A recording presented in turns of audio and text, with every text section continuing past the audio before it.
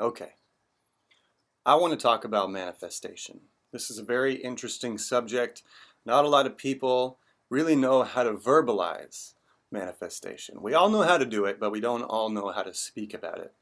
I've gone through quite the journey over the last couple years to learn how to verbalize what it is that I know to be true on the inside already.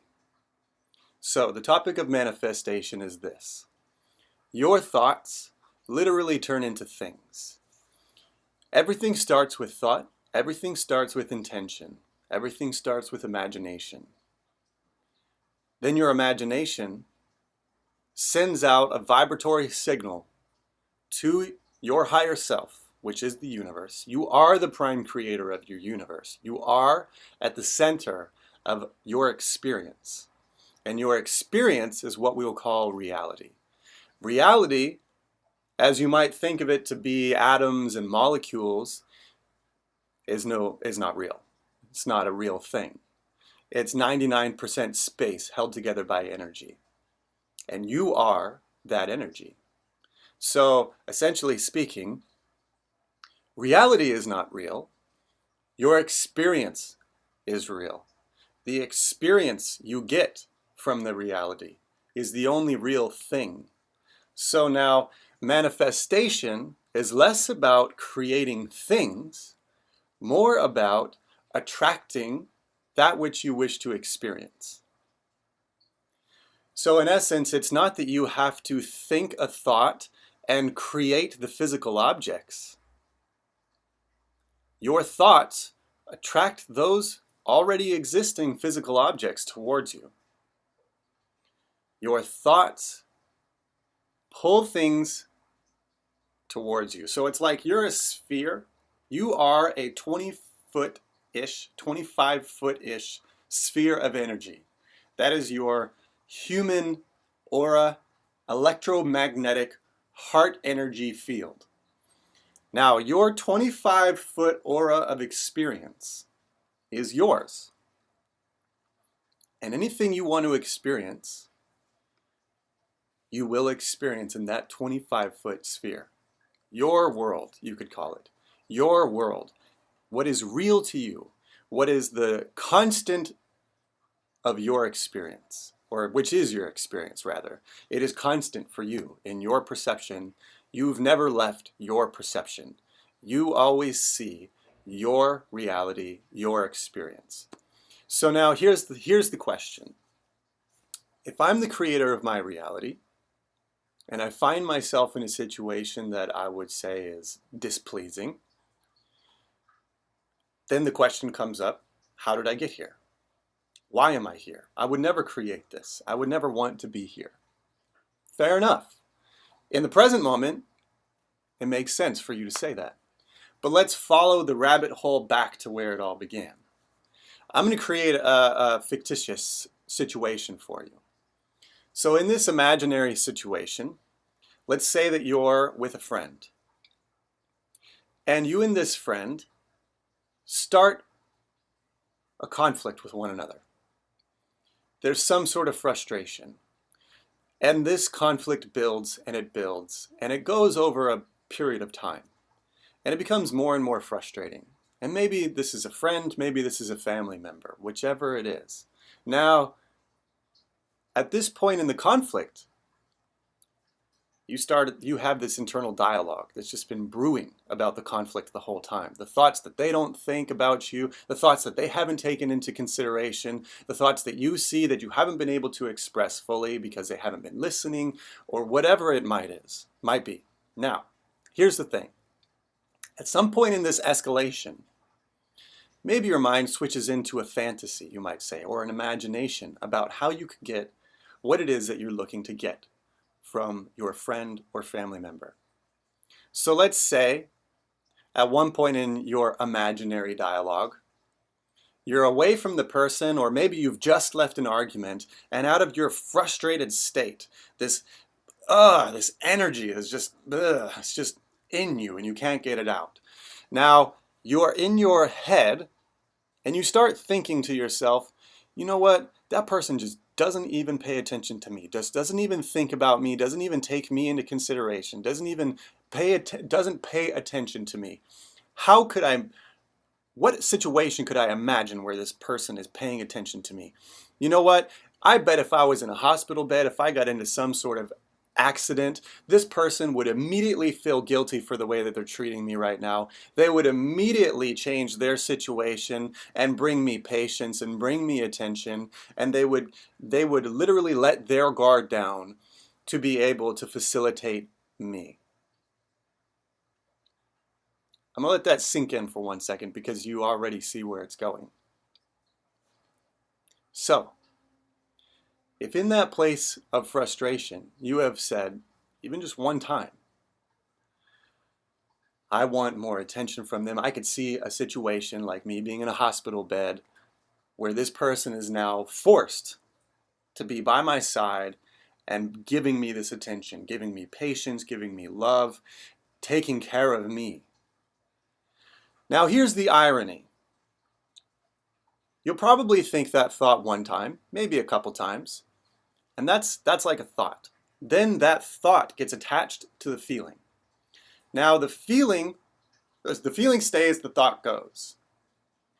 Now the thought leaves, and over the course of time, still this argument hasn't been resolved. So the frustration is still there. And now perhaps it escalates to the scenario where you find yourself in a hospital bed. And then you ask yourself, how did I get here? Why am I here? I would never want to be here. Because the truth is that experience, that experiential reality that you would wake up to find yourself in one day is not so fun. And if you had really stopped to think about it at the beginning of the thought process, which could now be months ago, if you had really thought about it when you first imagined this scenario, you would have immediately deterred yourself and said, no, I don't want to be in a hospital bed. There's got to be another way that I can imagine where this person and I are both giving and receiving patience, giving and receiving support and attention. And if you really stop to think about it, if you're craving that much attention from somebody, are you really giving that much attention to them? Probably not. But here's the point. The irony about this situation is that this is the way your mind works. This is the way your mind manifests. Now, you don't have to manifest a negative scenario, but most often we find ourselves in negative situations and we say, how did I get here? Well, this is how you got there. But now you could take this same formula and like a Mad Gab or a Mad Lib, it has these places where you just fill in the blanks, but it always starts at one place and it ends at this other place. In other words, it starts with thought and intention and it ends with manifestation or reality or experience. All of those are the same thing. So it starts with thought, it starts with intention, it goes down the path, and then one day manifests into your reality, into your experiential 25-foot sphere. And that's what you sit in the middle of. So you could fill in those Mad Libs, those Mad Gabs, with something that would bring more positivity, more happiness, more joy, more abundance to the scenario. So in the same situation with you having a fight or a disagreement with somebody, instead of imagining that you have to be in a hospital bed in order to receive that which you're really wanting to receive. See, you don't want to be in a hospital bed. What you want are the secondary things that would come if you're in a hospital bed. If you're here, then somehow your mind can see that you might receive patience, you might receive attention, you might receive people taking care of you. But you don't have to be in a hospital bed for you to get those things. This is where we trick ourselves. You don't have to be in a negative situation in order to receive that which you are really wanting. Instead, focus on the wanting and get rid of the condition. We'll call this the condition. You lying in a hospital bed is the condition that you're perceiving you must be in for you to receive that which you really want from your friend or family member. Change the condition or lose the condition entirely. Lose the condition and instead say or focus your mind on what it is that you really want. Don't condition it, just focus on what you want. You want a more patient relationship. You want a more attentive relationship. You want a more peaceful and loving and listening relationship. You want a more fluid and flowing relationship. Focus there. Don't focus on how to get that. You will naturally find the way to get it. And the only way you'll actually find the path that leads to the positive outcome is by putting yourself in relationship to that which you really want. So then it works like an attraction. If you put yourself mentally in relationship with your desire, your high desire, versus your condition of your hospital bed, your high desire, once again, is to be in a patient, loving, listening relationship.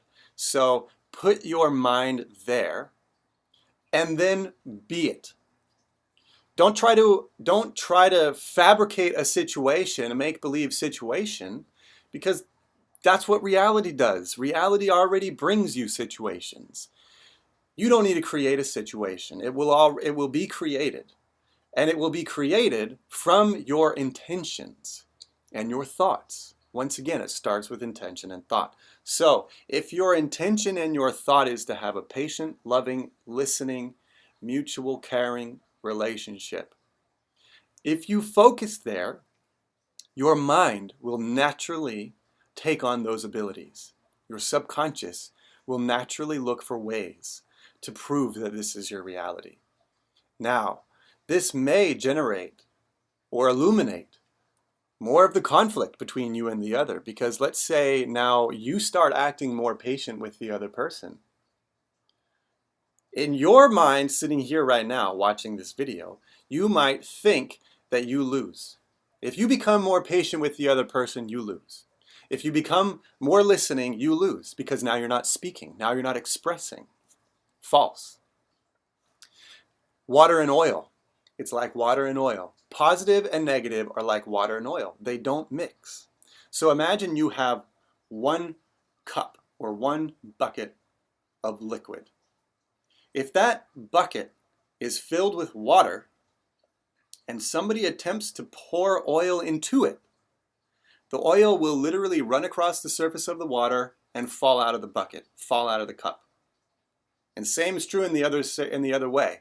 If there's water in a cup, if there's oil in a cup and somebody pours water into it, the water will move the oil. They will never go into the same space. So now imagine that both of you have to take responsibility for yourself. Both of you have not been listening. Both of you have not been patient. Both of you have not been attentive to one another's needs. So now, if this is really what you want, you could probably imagine somewhere in you that this is what the other person wants too. In the good side of your friend or family member, they don't want to fight with you. They want to be closer to you. But both of you now have become impatient with one another. Both of you have exhibited negative interaction. Both of you have become like the oil. Now, if you change yourself and you make yourself into water, and then you re-enter the conversation, if you re-enter as water and they are still oil, they can't mix. The only option is the oil must change themselves into being water if they wish to maintain relationship with you, or the oil walks away from the water. Now this might be a fear that you have to approach, the idea of losing your loved one, your friend or your family member, losing that relationship. But let's think about this for 1 second. If that's really the style of relationship, is negative and frustrating, why do you want it in your 25-foot sphere anyways? It's not serving you. Everything in your existence, everything in your reality is here to serve you. And the only thing this thing is serving you on a silver platter is negativity. So then you have to ask yourself, do I want that negativity? Am I going to eat that fruit and be that negative energy? If your answer is no, then immediately you change yourself and you become like the water. You become the positive energy. And then when you re-enter that conversation, it will be like water and oil. But you will have the higher frequency, knowing that you are in true alignment with your highest source, knowing that you are embodying the highest values that are possible for a human being to embody. That of patience, that of love, that of understanding, that of compassion. And when you give those to the person that is frustrating you, you give them a choice. And the choice that they're given is, how do they want to interact with your new vibration? Your vibration is one of water, is one of positivity. If their vibration is one of negativity and one of oil, they have one of two options, like I've already said. They must either conform and change themselves into water, change their own frequency into positivity in order to maintain relationship with you, or they will walk the other way. Both outcomes. Do you see that both outcomes serve you? Both outcomes serve you because both outcomes affect your 25-foot sphere. Both outcomes either reinforce your 25-foot sphere of positivity by that person changing their frequency and stepping closer to you, following your example, or that person walks the other direction and leaves your vibration, and your vibration expands now into more positivity and to more water-like qualities. So one by one, you're just creating positive change in your environment, not negative change. Not thinking, how could I manipulate my reality into getting what it is that I want from that other person? If I manipulate my reality into a place where I'm in a hospital bed, I bet they would give me what it is that I'm looking for. But then who's winning here? You're in a hospital bed. Why would you want to be in a hospital bed in order to receive that which you're asking to receive? There's two options. Either A, that person's never going to give it to you, or B, you have to give it to yourself and model for the other person what it is that you would like to receive. Because when you model it for yourself, when you give yourself patience, when you give yourself attention, when you give yourself the highest form of love and positivity and nurturing and caring, and then you model that behavior for somebody else, when somebody else starts speaking to you out of impatience, and you start speaking back to them with patience, do you see how that would just literally throw their game off? Because energy must match energy in order to be in relationship. If energy does not match energy, they will never even know that the other existed. It's just not even possible. Energy must match energy. So if someone's coming at you with impatience, if you match that impatience, that energy continues. If you do not match that impatience and you choose to transmute your part of the conversation into a positive, patient conversation, no matter how much impatience is coming at you, then and only then will you actually create change in the relationship. Change can only start from inside out. So ask yourself this question first. What is it that I'm really desiring from the situation? I'm really desiring these attributes: patience, listening, positivity, understanding, compassion. Focus on those and put those in your own sphere first. And ask yourself the second question: how am I contributing to this relationship? Every relationship has two sides. What are you offering in your side? Are you offering patience? Are your actions offering patience? If they were, most likely you wouldn't be in the situation you find yourself in. It's tough love, I know, but that's the way it goes. If you're in a situation, you've contributed to it. No need to beat yourself up. Just bring your awareness there. Take responsibility for your part of the universe.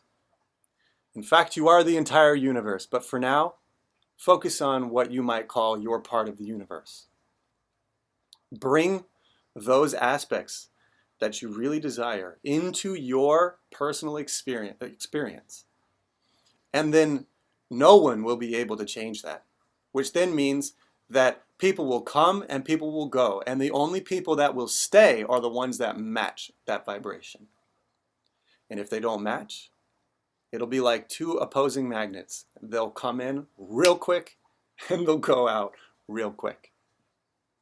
So, I hope this helps. Focus on your thoughts. Everything comes from thoughts and intentions and goes down a path that leads to manifestation. I hope this has helped. I speak from my heart. I speak from love. I speak from experience. I speak from a place of knowing and of understanding how my life has gone. And I wish nothing but to transmit that knowledge and energy to you. I hope you have a beautiful day. We will talk again soon. Om Namah Shivaya. Shanti.